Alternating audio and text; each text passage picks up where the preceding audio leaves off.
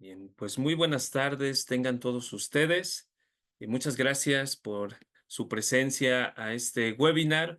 Me presento, soy el maestro Alberto Serrano Larios, asesor educativo del Instituto Juan Pablo II. Y pues en esta tarde tenemos este webinar que hemos preparado para todos ustedes, que estará dictado por la doctora Lorena de la Huerta. Y bueno, como ya han visto el tema, la psicología del perdón en la pareja, y vamos a ver si es posible restaurar una relación rota. Entonces, son cuestiones complejas, pero bueno, tenemos aquí a alguien que sabe de estos temas, entonces nos va a ir apoyando en estas cuestiones. Em, Antes de iniciar propiamente con la presentación de la doctora Lorena, quisiera leer una semblanza académica. La verdad es que la doctora es una persona muy bien formada académicamente, entonces quisiera leer un poquito de su currículum y posteriormente pues pasaríamos ya a la conferencia de la doctora. Entonces, me permito leer en breve su currículum. La doctora Lorena de la Huerta Gómez es licenciada en psicología con diversas especializaciones y estudios de posgrado, incluyendo maestrías en psicología infantil, educación y docencia, neuropsicología y deterioros cognitivos, culminando con un doctorado en educación y como doctorante en salud mental, disciplinas clave para la construcción integral del ser humano. Ha logrado combinar con éxito su labor docente con su práctica clínica, impartiendo cursos sobre inteligencia emocional, habilidades socioemocionales y asertividad para padres e hijos. Su experiencia docente abarca niveles de preparatoria, licenciatura y maestría en instituciones como la Universidad Panamericana, la Universidad Anáhuac, Universidad La Salle y la Universidad Mexicana. Además, es co-creadora de la política de inclusión y autora de currículum socioemocional del Colegio Medici. Como consultora externa para la ONU, colabora en la programación de plataformas virtuales y se desempeña como diseñadora curricular de programas de diplomado, maestría y doctorado en diversas universidades, contribuyendo a la formación de profesionales comprometidos con el bienestar social y emocional. Actualmente se desempeña como coordinadora de innovación educativa en el Centro de Profesores Talento de la Universidad Panamericana en el Campus México, donde también es asesora y docente de materias de licenciatura y de la certificación como profesor en línea en el área de la Universidad Abierta. Y por supuesto, pues también es profesora del Instituto Juan Pablo II. Entonces, bueno, sin más, voy a ceder la palabra a la doctora Lorena y posteriormente, después de su presentación, dejaremos algunos momentos para algunas preguntas que puedan ir surgiendo en este tiempo y bueno, pues por ahí estaremos revisando algunos detalles. Entonces, doctora, adelante, por favor. Dejo el espacio para usted. Muchas gracias, Alberto. Voy a compartir. Bueno, mucho gusto a todos. Eh, Agradezco mucho esta presencia y pues bueno, voy a compartir una presentación. ¿Me ayudas, Alberto, para ver si se puede ver bien? Sí, adelante. Igual si gustan prender sus camaritas, eso nos ayuda mucho siempre para verlos más de cerca.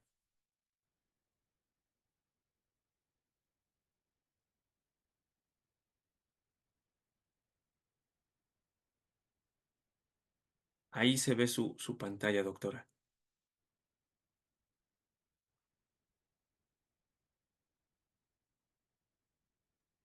Ok.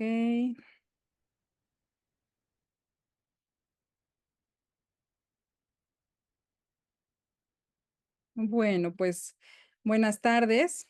Y bueno, agradezco mucho esta invitación para platicar sobre este tema, que creo que me parece que es un tema que mueve ciertas fibras sensibles, ¿no? Es un tema que generalmente tiene como muchas posturas, tiene como muchas, de repente, polaridades, ¿no? Y escuchamos el tema del perdón como justamente algunos autores, ¿no? Nos dicen, de repente el perdón se ve como ese lugar de debilidad, ¿no?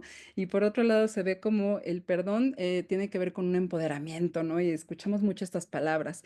Y por otro lado escuchamos también que el perdón de repente se queda como en una postura neutral donde realmente no refleja mucho, aunque haya procesos internos que estén ocurriendo. Entonces, bueno, vamos a platicar un poquito sobre este tema.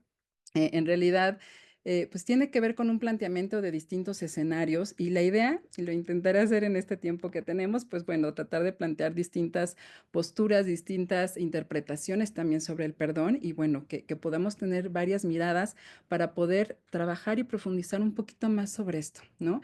La pregunta ¿es posible restaurar una relación rota? O sea, con esta pregunta estamos abriendo este viaje que nos vamos a aventar. Yo le llamé así, formando una pareja, un viaje, necesidades emocionales, heridas y sanación. Hay muchas cosas que van detrás de una relación de pareja. Pareciera que simplemente a veces no observamos esta postura frente a la pareja como ese acompañamiento que vamos teniendo, como ese testigo de nuestras vidas y es el lugar donde vamos formando ciertos núcleos, ciertos vínculos, ciertos procesos sociales y va más allá de esto. Entonces, quise poner este título porque creo que es importante el reconocimiento de todos los elementos subyacentes de las emociones pero que tiene que ver mucho con estas heridas y esta sanación. Ujú.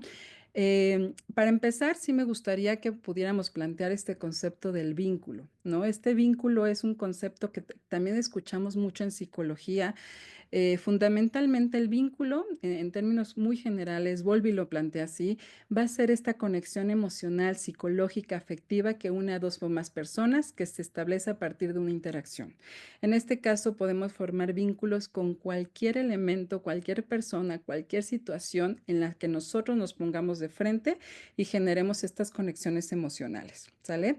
Entonces, el vínculo no solamente se va a establecer con personas, sino también con cualquier recuerdo, con cualquier situación, con cualquier evento que haya sido lo suficientemente impactante, lo suficientemente bueno, lo suficientemente doloroso, pero que nosotros establecimos una conexión. Tenemos que hablar del vínculo siempre que hablamos de pareja.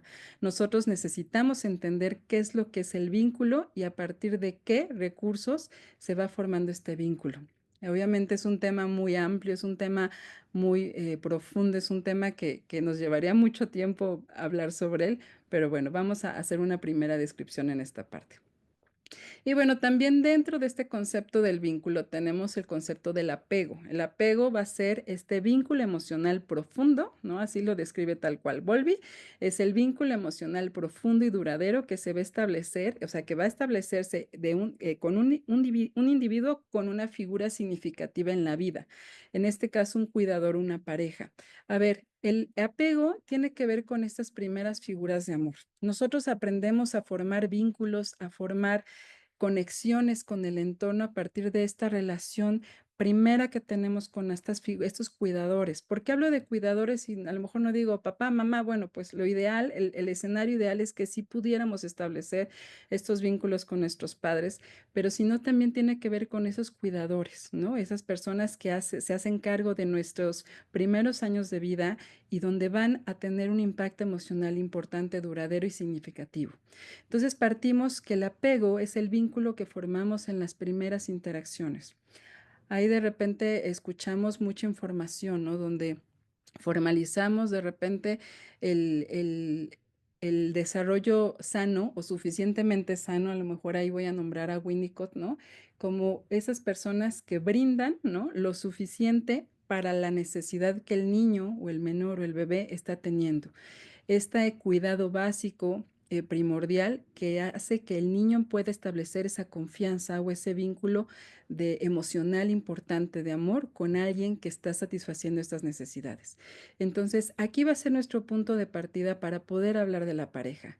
No podemos hablar de la pareja si nosotros no entendemos cuál es el primer contacto y la primera forma en la que establecimos estos vínculos emocionales. Entonces, cuando hablamos de pareja, estamos hablando Pues de muchas, muchas características, ¿no? Por un lado, estamos hablando de esta formación de necesidades emocionales. ¿Por qué yo elijo tener un compañero, una compañera? ¿Por qué yo decido tener este acompañamiento con el otro? Siempre empieza por un gusto, ¿no? Una atracción, pero también hay una formación de necesidades emocionales que empiezan a hacer una relación con los primeros momentos de la infancia. No, no en balde, digamos, se habla tanto de desarrollo infantil y de los autores del desarrollo que nos dicen, tenemos que crear vínculos suficientemente sanos. Hablo esta palabra de suficiente porque realmente creo que no podemos hablar de una perfección en el vínculo, una perfección en el contacto. Hacemos lo mejor que podemos con lo que tenemos, sin embargo, en este momento, estas formaciones de necesidades emocionales se desarrollan en la infancia y se van a reeditar en la pareja. Entonces, bueno, vamos haciendo un trabajo formativo que nos va llevando hacia la elección del compartir esta vida o este momento con la persona con la que estamos. La pareja busca a tener estos compañeros. Obviamente, no solamente estamos buscando ser pareja, sino además también estoy buscando un compañero que va a tener ese lugar de satisfacción de necesidades emocionales. Sí, sí tenemos esa necesidad emocional. De repente Lacan, este autor francés del psicoanálisis, a veces nos dice, oye, a veces tratamos de llegar a ese lugar del otro, pero muchas veces no logramos conseguir esas expectativas, ¿no? Lo estoy poniendo como en términos ahorita muy, muy sencillos. Él dice, por más que nosotros queremos esforzarnos y llegar a poder entender esa necesidad que el otro está teniendo, hacemos lo posible por lograr conseguir esa necesidad. Sin embargo, a veces no lo logramos. A veces puede ser un tanto complicado poder acceder a esa plenitud, a esa confianza. Hay una película que me gusta mucho que se llama Despertando la vida. Es una película ya muy viejita, que justamente es como un diálogo filosófico, psicológico, ¿no? De desarrollo. Hay varios puntos que se tocan en esta película y me parece muy interesante porque justamente hay una pequeña reflexión donde una niña le dice a la otra niña, me dice, es posible que si yo te digo te amo, nunca vas a poder encontrar ese significado de te amo como tú crees que es el amor. Entonces, a veces es un tanto complicado el que nosotros podamos acercarnos a esa necesidad y cumplir las expectativas completamente plenas que el otro necesita. ¿Qué más nos da la pareja? Pues bueno, nos ayuda a sentirnos valorados, amados, comprendidos, aceptados, ¿no?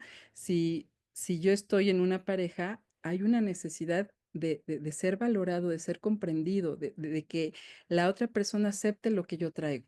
Ese lugar que yo quiero corresponder a esa persona, pues tiene que ver con esa comprensión y con esa aceptación que el otro está haciendo sobre mi persona total. Hay una influencia en las relaciones también. Obviamente, estas necesidades influyen en cómo nos vamos relacionando con las demás personas.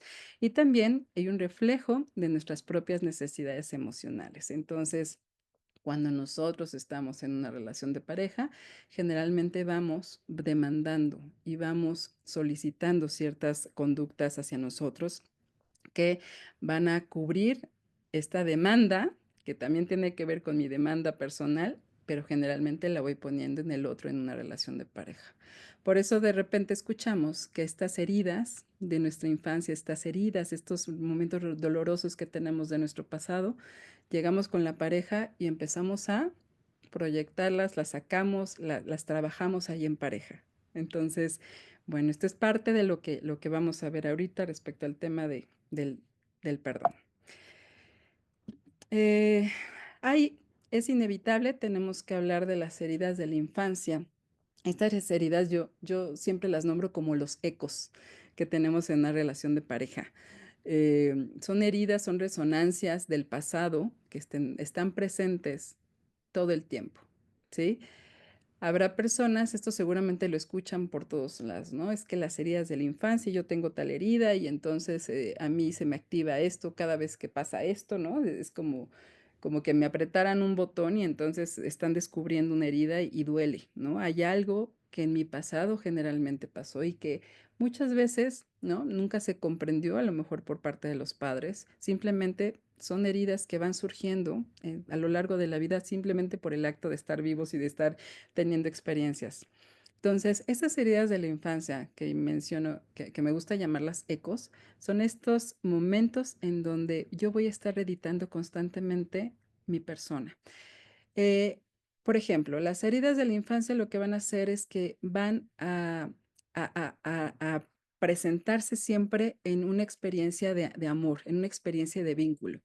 Esas son experiencias tempranas, como ya lo mencioné, que se formaron mientras hayas sido cuidado por tus padres, por las personas que te cuidaron y que nos enseñaron a vincularnos de manera segura o no segura, ¿no? Por ejemplo, podemos hablar de que fuimos cuidados lo suficientemente, eh, digamos, provistos de esa necesidad, lo suficientemente atendidos, ¿no? Teniendo una consistencia en el afecto, pues bueno, van a generar un papel de relación y me van a ayudar a vincularme de manera segura.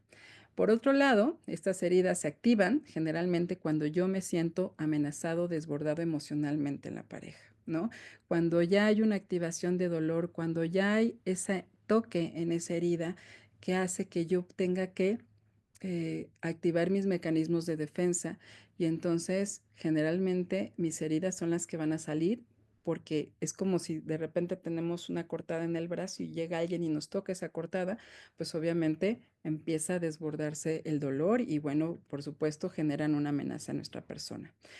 Estas heridas las tenemos latentes, sí, son heridas que generalmente las tenemos ahí. Muchas veces no tenemos conciencia de dónde vienen y por eso es que el proceso terapéutico abre mucho esta posibilidad de diálogo, de escucha, ¿sí? Justamente a mis alumnos les digo, escuchemos, ¿no? No tengamos miedo al silencio, no tengamos miedo a estar ahí en esa presencia, porque en esa presencia y en esa escucha es donde nosotros vamos a poder darnos cuenta de cuáles son las necesidades de nuestro paciente o de nuestro acompañado, ¿no? ¿Cuáles son estas necesidades de amor? ¿Cuáles son las necesidades de atención? ¿Qué no fue satisfecho en la infancia? ¿Qué se activó frente a determinada situación? Entonces, también las heridas de la infancia lo que van a hacer es que van a lanzar esta pregunta hacia un lugar que muchas veces no sabemos de dónde viene, pero que se activa. Entonces, cada vez que hablemos de heridas de la infancia, tiene que ver con situaciones dolorosas que se presentan cuando hay una activación que nos provoca que se evoque esa herida y entonces actuemos frente a esa situación determinada. Ahorita platicaremos un poquito más sobre eso, de eso. Generalmente estas heridas proyectan miedos, ¿no? O sea, si yo estoy viviendo una situación con mi pareja en este momento, en este presente, frente a una discusión, frente a algún comportamiento, a lo mejor de abandono o de rechazo, donde yo no me sienta como aceptada por esa persona, generalmente es abro esa puerta a lo viejo, a lo antiguo, a lo que estaba ahí guardadito y pues vienen estas frustraciones, ¿no? Pareciera que viene una mirada presente a unas heridas del pasado que se reeditan y que de alguna manera están ahí y me hacen hacer consciente de la emoción.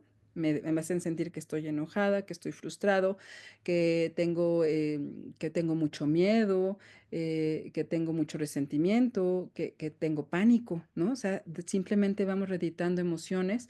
¿Por qué? Pues por algo que se nos activó y que muchas veces no tenemos claramente esa conciencia.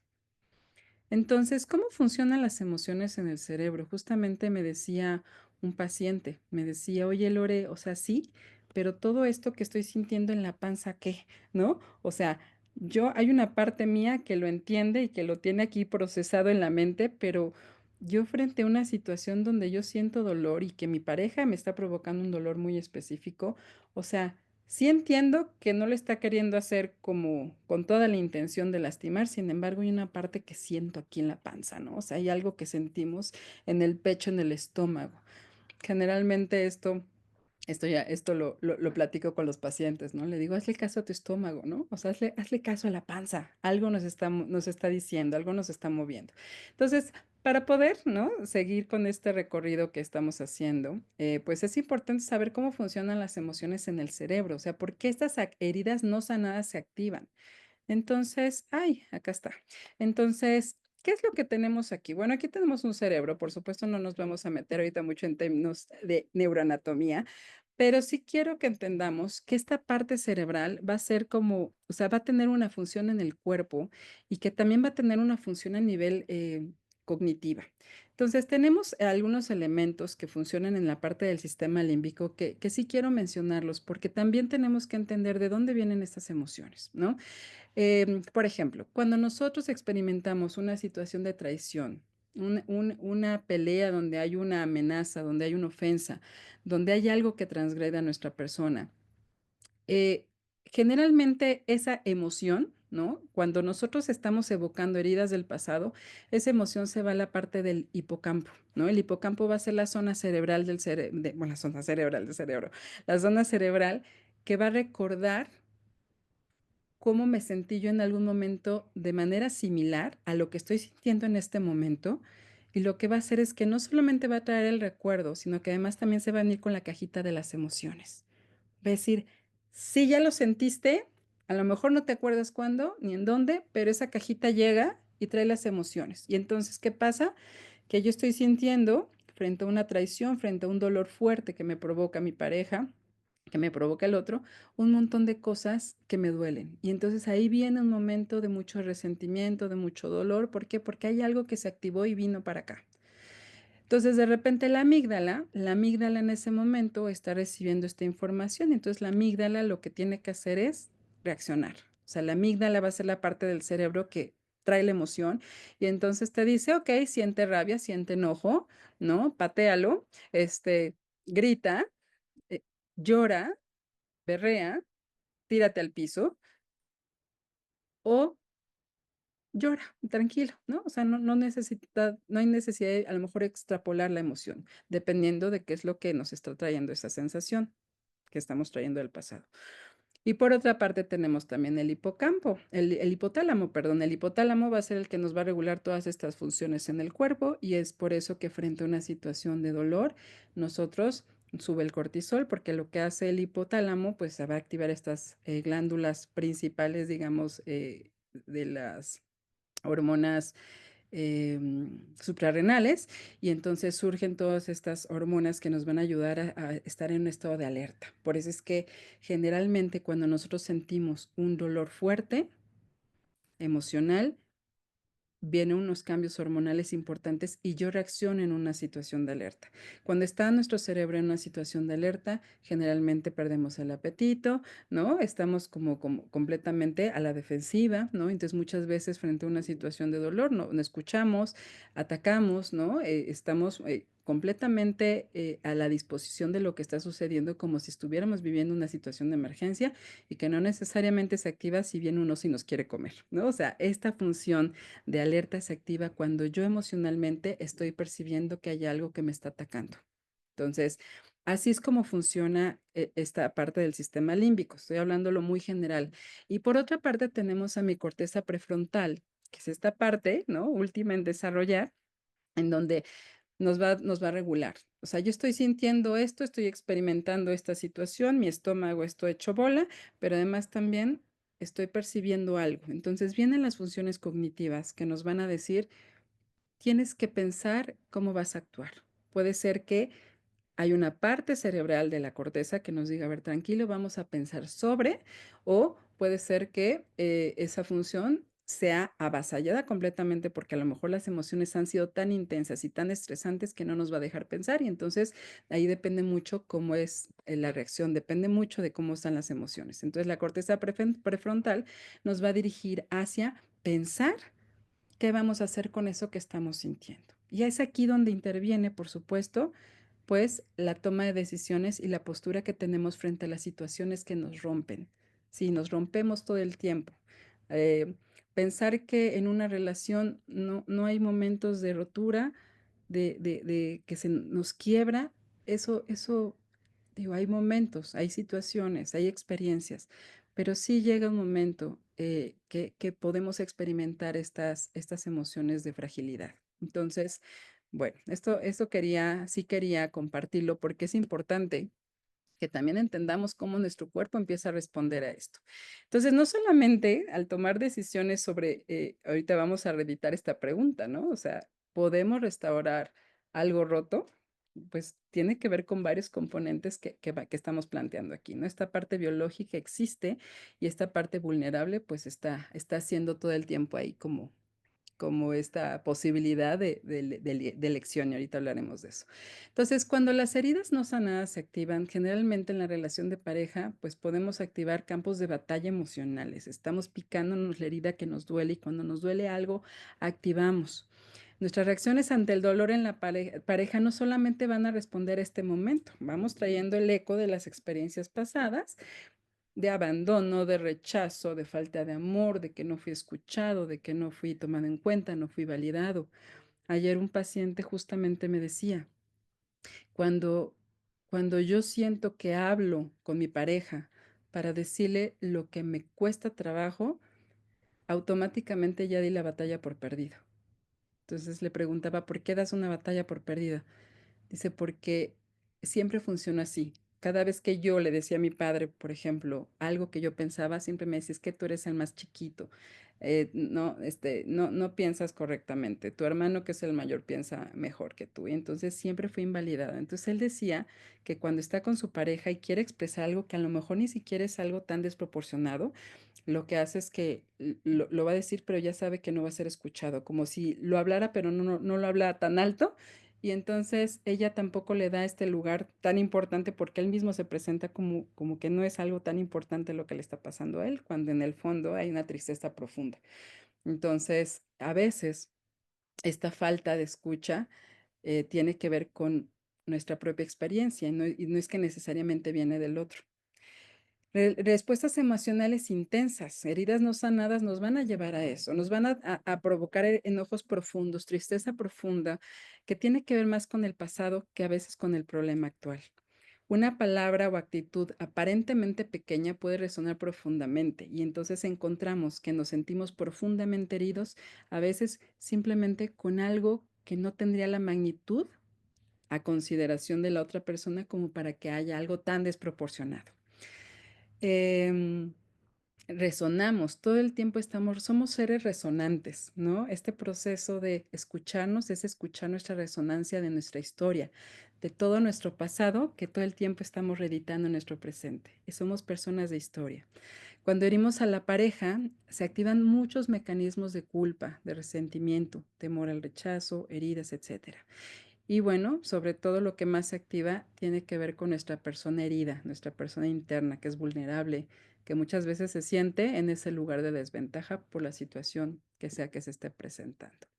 Entonces, si nosotros ya tenemos esta claridad sobre nuestras heridas, ¿no? Sobre cómo vamos funcionando en, en nuestro quehacer por el mundo, en este momento de encuentro con el otro, volvemos a lanzar esta pregunta. Entonces, a ver, ¿es posible restaurar una relación rota a través del perdón? O sea, ¿se puede llegar a este lugar de perdón? Creo que lo primero que tenemos que hacer es entender qué es la palabra perdón, ¿no? Entonces, si nos vamos a la etimología y a la definición, perdonar viene del latín perdonare, que significa dejar ir o dejar pasar. Es un proceso consciente. El acto del perdón tiene que ver con esta conciencia, liberar el resentimiento y dejar esa ira hacia la otra persona. Ojo, porque a veces siento que es como muy común que vamos dando bandazos de repente en entender conceptos. Nos vamos hacia perdonas o no perdonas, ¿no? O sea, como que nos vamos a las polaridades o caemos de repente en absolutismos. Pareciera que a veces el concepto de perdonar dice, ah, no, perdonar es olvidar el daño, aquí no pasó nada, borrón y cuenta nueva, dejamos ir. Y nos ponemos a veces en esta postura que tolerancia cero a conductas dañinas. Si nosotros entendemos que todas las personas a partir de esta historia van teniendo estas heridas o van teniendo este desenvolvimiento en el mundo, digo, obviamente tenemos que reconocer también que hay situaciones de daño que en algún momento nos van a costar mucho más trabajo esta actitud del perdón. Pero bueno, hablar del término perdón nos lleva justamente a este ejercicio de conciencia, a reconocer estas faltas. Hay un autor que me gusta que dice, Leinavi se llama, es un autor que justamente nos dice, sí, date cuenta, o sea, el perdón es darte cuenta, o sea, más allá de que hay un beneficio con el otro, es darte cuenta que hay un beneficio tuyo, que hay algo tuyo que se trabaja y se mejora y se cuida y se cura. Porque si nosotros logramos reconocer esas faltas y poder seguir adelante, tiene que ver más con un perdón hacia nosotros, hacia un trabajo de sanación personal.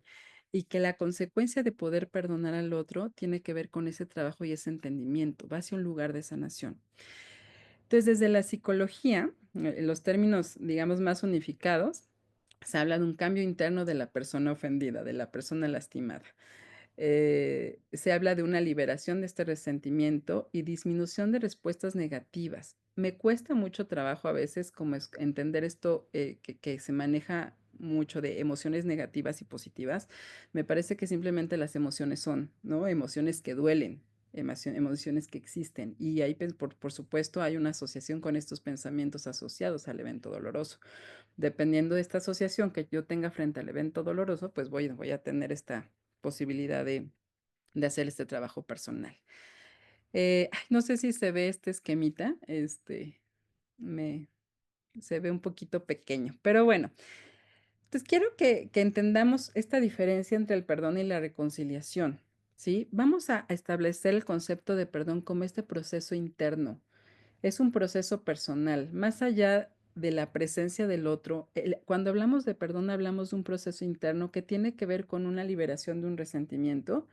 Ajá.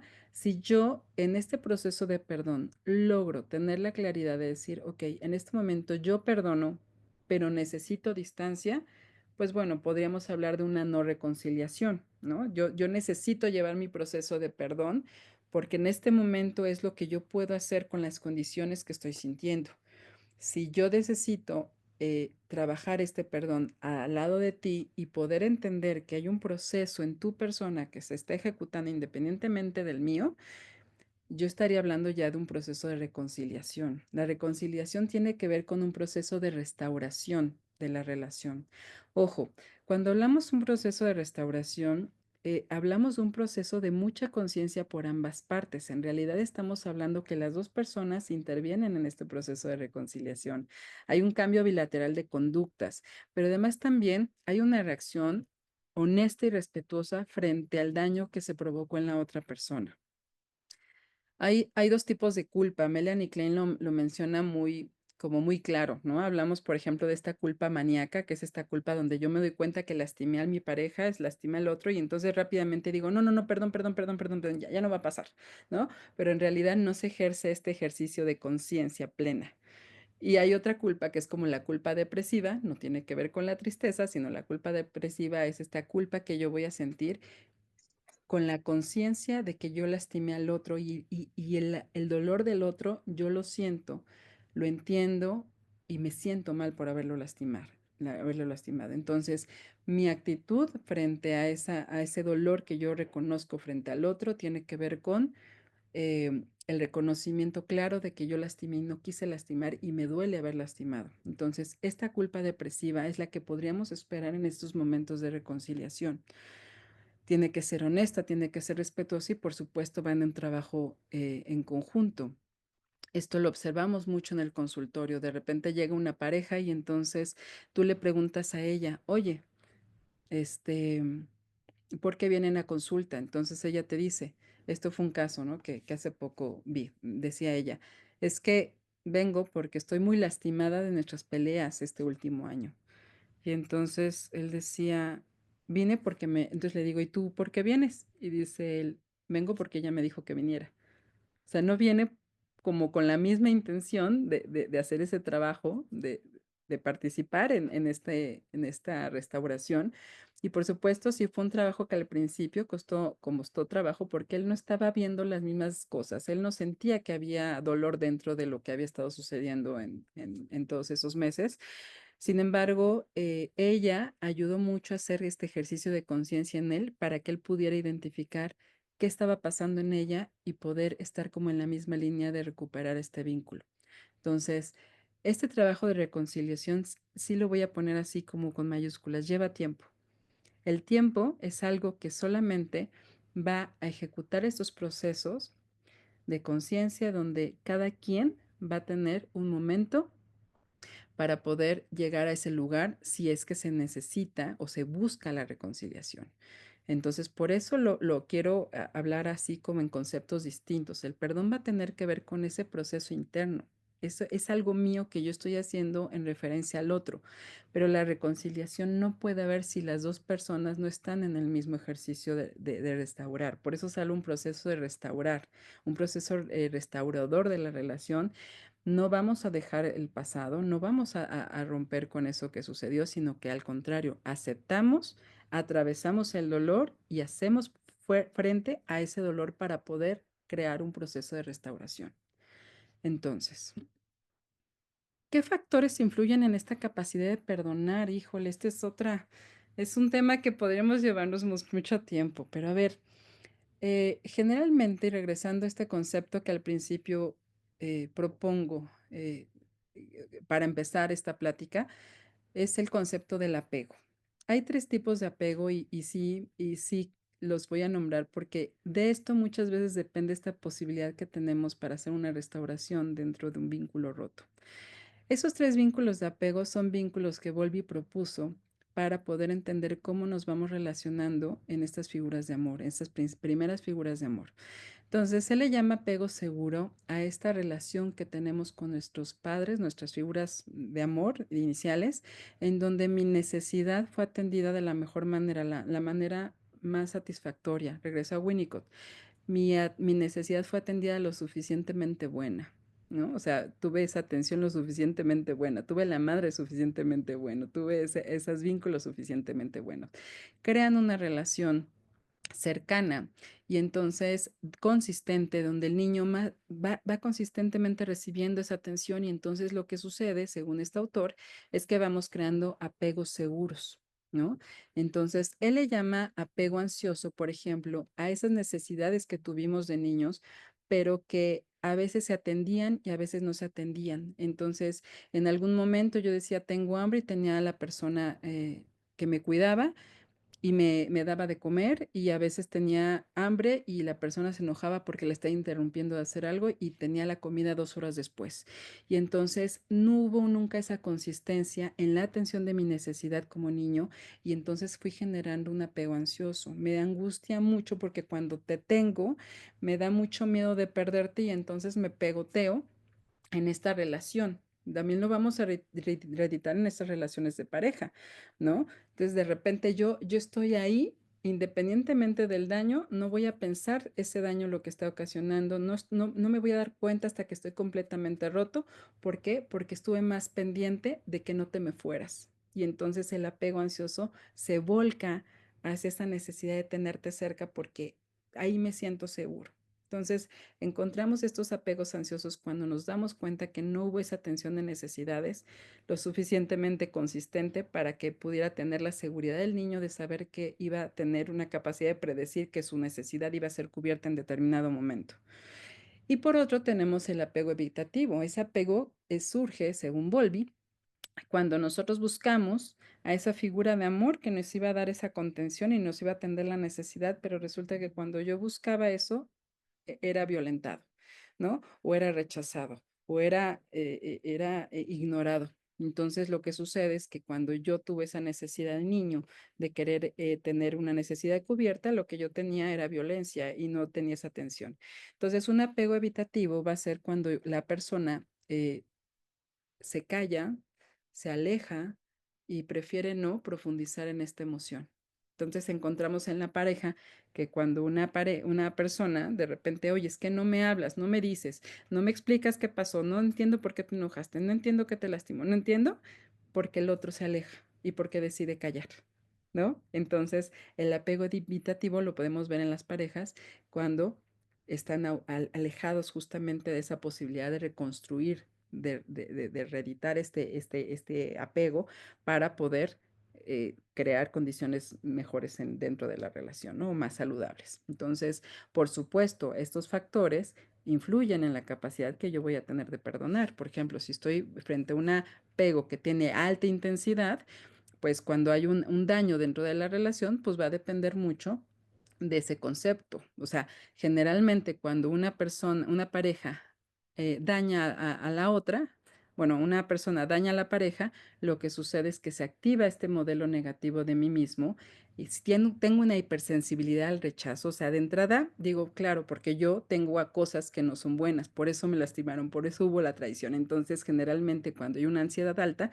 regresa el golpe hacia uno.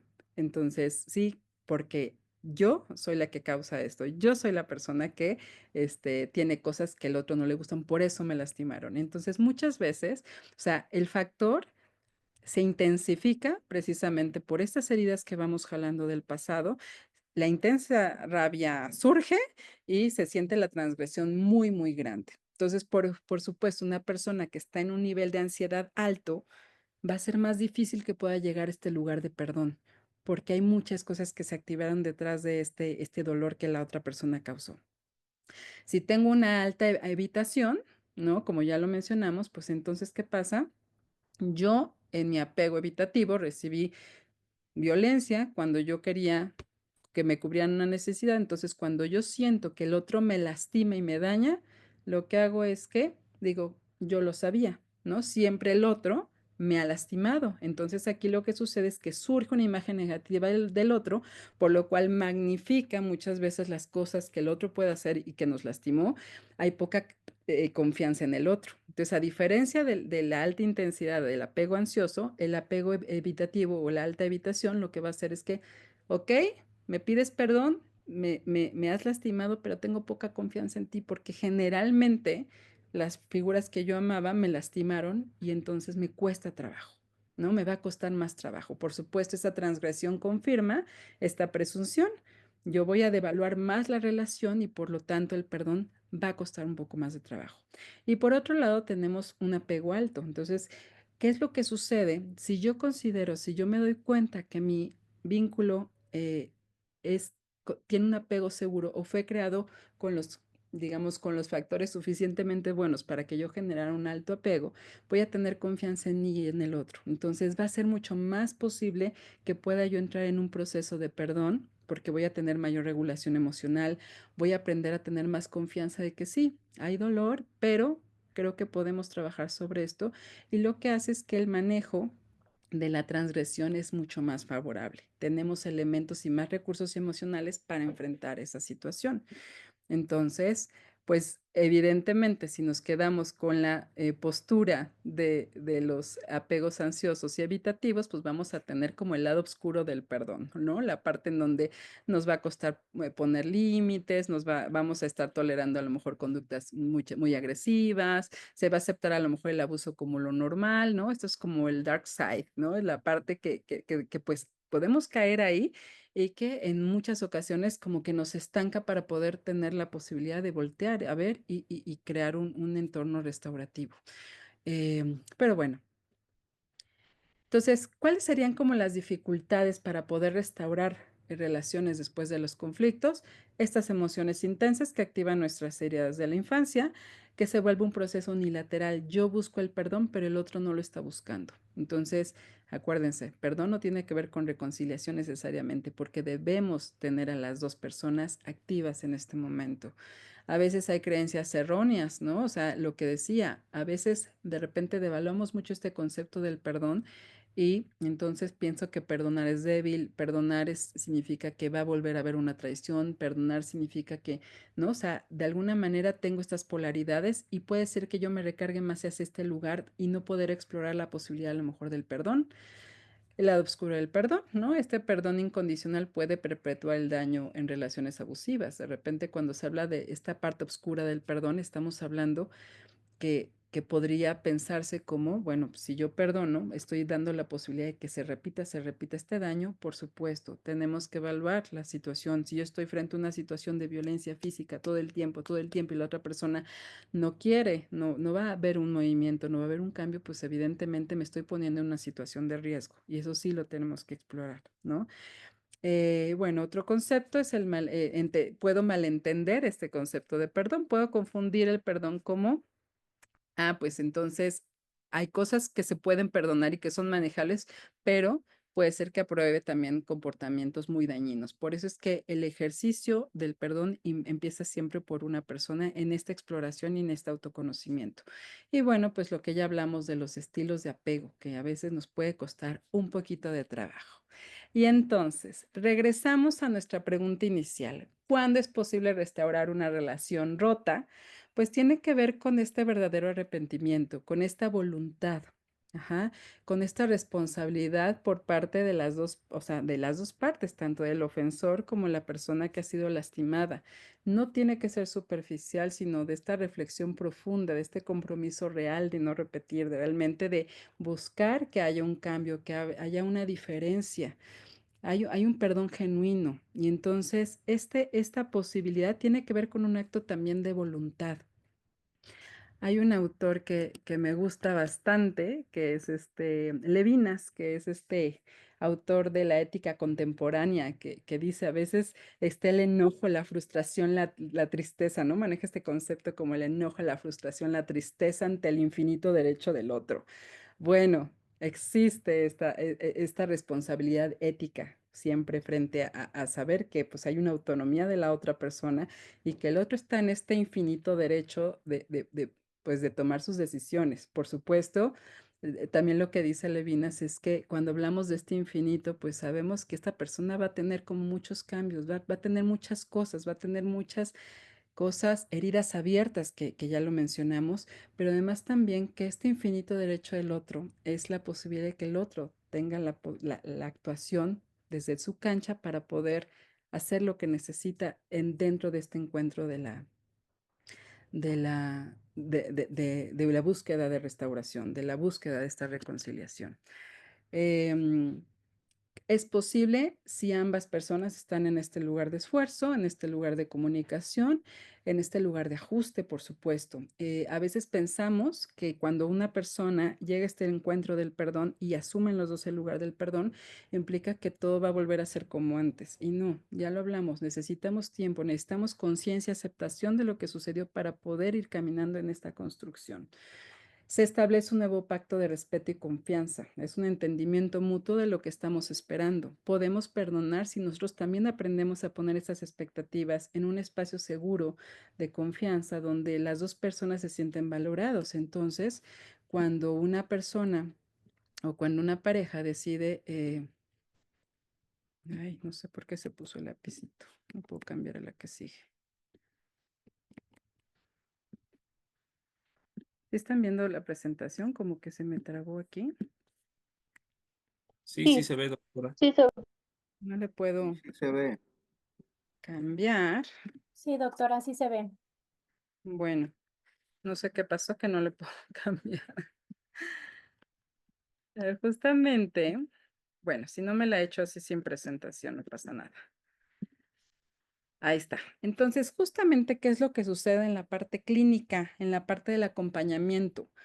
Hay un trabajo en el reconocimiento de la ofensa, ¿no? Es de suma importancia la escucha de ambas partes, poder procesar esas emociones y pensamientos dolorosos. Rogers es un autor de la psicología humanista que me gusta mucho. Y hay una frase de él que dice, ¿no? Eh, experimenta el dolor de la misma forma en que experimentas el placer, ¿no? Hay que darle lugar a estas experiencias dolorosas, escucharlas, abrazarlas, saber que existen. Entonces, tenemos que hacer este ejercicio de conciencia dentro de esta práctica clínica, ¿no? Justamente como acompañante, como terapeuta, tenemos que ayudar a que estas emociones empiecen a tener un lugar de escucha y de procesamiento. Intentar comprender siempre el punto de vista de la persona que lastimó, ¿sí? Algo que sucede en este proceso del dolor, frente al dolor y frente cuando uno da la consideración de una relación ya perdida o rota o que fue un dolor lo suficientemente grande, es que deshumanizamos muchas veces al ofensor, ¿no? Y bueno, ahí tenemos como, como, como que no logramos percibirlo ya como una persona porque hemos sido tan lastimados que nuestro mecanismo de defensa inmediatamente es cosificar muchas veces al ofensor. Entonces, lo que hace la práctica clínica y en este momento donde los dos deciden generar este encuentro, vamos a rehumanizar al ofensor y entender también su lado, su postura frente a la situación y a lo que haya lastimado. Trabajar esta empatía y la compasión. Ayudar a cambiar conductas destructivas por constructivas. Estamos logrando un proceso restaurativo, pues tenemos que construir, pero primero tenemos que tirar todo, tenemos que terminar de romper. Para que podamos construir necesitamos tirar todo lo que nos sirva, limpiar la casa para empezar a construir. Por eso es que viene siempre el abordaje de poner estas emociones y estos pensamientos dolorosos en la mesa, atravesar el dolor, no darle vuelta, atravesar el dolor para poder empezar a limpiar y construir. Y bueno, también abordar todas estas creencias que están alrededor de perdón. ¿Sí? Em, es curioso cuando una persona, cuando se plantea el concepto de perdón frente a la práctica clínica, a veces es como que hay una defensa rápidamente donde dice, ay no, ni que estuviera tonto, ¿no? Ay no, para que me vuelvan a ver la cara, ¿no? O sea, como que generalmente ponemos esta barrera y no vemos opciones, ¿no? Aunque muchas veces hay un dejo, ¿no? De posibilidad de repensar la postura del otro frente al daño que se hizo. Por eso es que volvemos a lo mismo, el trabajo es bilateral. Ujú. Entonces, ¿qué beneficios o qué, más allá de pensar como en un beneficio, se ha encontrado desde la psicología, pues varias características interesantes respecto al acto de perdonar? Cuando se puede, cuando es el momento y cuando hay un trabajo personal. Hay una mejora de salud mental. ¿Por qué? Porque me devolvió el ejercicio de yo tener este reconocimiento mío de mis heridas, de las cosas que no han sido sanadas. Y entonces hay una mejora porque hay un tratamiento donde yo abordo la situación de frente y empiezo a trabajar con mis asuntos pendientes. Hay un autoconocimiento, evidentemente, por este proceso de terapia y también generamos posturas resilientes, posturas donde pues voy reconstruyendo y voy aprendiendo también a sortear estos momentos de mucha dificultad. Em, Crecimiento personal, las interacciones sociales cambian independientemente del tema de la pareja. Cuando yo aprendo a trabajar con vínculos, poder llegar a ese lugar del perdón y sanar y generar un nuevo sistema de expectativas y de trabajo en conjunto, las interacciones sociales empiezan a ser distintas, porque yo logro tener un reconocimiento de mis límites y también voy encontrando esas personas que necesito a partir de ese trabajo de sanación que yo he hecho. Y bueno, evidentemente el vivir en una situación de defensa nos tiene con el cortisol todo el tiempo acá arriba, estamos en un sistema de alerta, como les decía, ¿no? Nuestro hipotálamo está alerta, está así, ¿dónde vamos a pelear, no? Siento una amenaza cada vez que yo siento una situación amenazante porque yo no he logrado atravesarla, porque no he logrado llegar a ese momento de encuentro de salud. Entonces, ¿qué pasa? Mi sistema inmune constantemente está activado. Entonces, generalmente, cuando hay un acto de perdonar, ese sistema inmune empieza a tener como un beneficio también. ¿Sale? Entonces, bueno, en conclusión, pues restaurar una relación siempre nos va a poner en situación de desafío. Tiene que ver con esta voluntad, con esta posibilidad de ambos de poder reconocer este daño, arrepentirse y hacer un trabajo de cambio. El perdón siempre va a ser una herramienta que tenemos a la mano y que es posible echar mano de esta herramienta. No significa que tengamos que porque, ojo, a veces se puede entender ahí, no significa que nosotros podamos pensar que todo es fácilmente perdonable, pero existe una herramienta, la tenemos como parte de nuestros recursos emocionales y posiblemente pues podremos llegar a esta restauración del vínculo. No perdonar, pues generalmente nos va a tener atrapados en el dolor. Es como llegar a ese lugar, apretamos el botón, nos duele, nos duele, nos duele, porque independientemente si se haga una restauración con el otro, con nosotros hay un trabajo que sí se está haciendo. Entonces, sí tenemos que llegar a ese lugar para poder trabajar con nosotros. No significa olvidar o aceptar, ¿no? Así lo inaceptable. Sí implica poner límites, implica liberarnos de ese dolor también, pero también significa aceptar que pasó. O sea, nunca vamos a partir desde dejar a un lado, es aceptar, lo atravieso y puedo llegar al siguiente lugar. Sí hay una autoliberación, abren las puertas siempre a posibilidades. Yo siempre les digo a mis pacientes, Realmente lo que vienes a hacer aquí en consulta es encontrar opciones, es encontrar posibilidades. Sí, a veces me dicen, oye, es que uno va a terapia y de repente ya sale otra persona y ya es completamente nuevo. Les digo, no, entras rana y sales rana, analizada, pero sales rana, ¿no? Lo único que haces es hacer conciencia de lo que, de tus procesos, de tus experiencias, hacerte caso, ponerse en lugar de escucha y tener opciones, tener posibilidades siempre. Entonces, abrirte caminos para poder saber que hay varias cosas que te pueden servir en el menú de la vida, puedes elegir. En condiciones de seguridad y respeto, por supuesto, el perdón va a ser algo que va a permitir esta sanación y es importante que cada quien encuentre esta sanación, independientemente si se sigue caminando de la mano del otro, caminamos de la mano del otro y sí creo fielmente que es un acto de amor personal. Conmigo, yo estoy haciendo un trabajo.